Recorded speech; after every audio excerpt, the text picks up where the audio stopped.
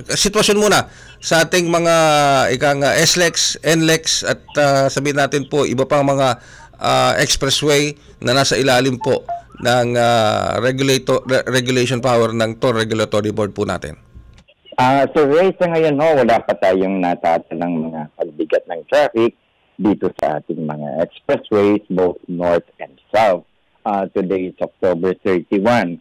Inaasahan po natin ang pagdagsa ng ating mga kababayan pabalik ng Metro Manila sometime ito pong Friday, Saturday at ang pinakamabigat pong araw na ating inaasahan will be on the Sunday afternoon. Mm-hmm. At kung base po dun sa naging paglabas noong Biyernes at Sabado nung itong nakaraang linggo, kung saan marami po sa ating mga kababayan ang nagsilabasan ng Metro Manila, ay hindi naman po tayo nagkaroon ng tinatawag na malaking problema sa ating mga expressways.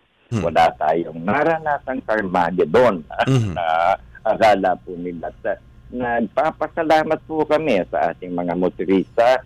Unang-una po siguro talagang pinlano rin nila na ang kanilang pagbiyahe. Pangalawa, yung kanilang mga RFID, may sufficient po sigurong load at kaya hindi nagkakabagal-bagal dito sa ating mga RFID station. At napansin po namin na dito sa cat lane po talaga medyo nagkakaroon ng pagbigat ng trapiko sapagkat mabagal po kasi talaga ang transaksyon natin. Kung ang inyong manner of payment ay cash na. Kaya patuloy po namin silang hinikayat, Sir Ray, sa tulong po ninyo na kung pwede, mag-switch na po sana sila sa RFID para isang mas mabilis at mas komportableng transaksyon sa ating mga toll plazas.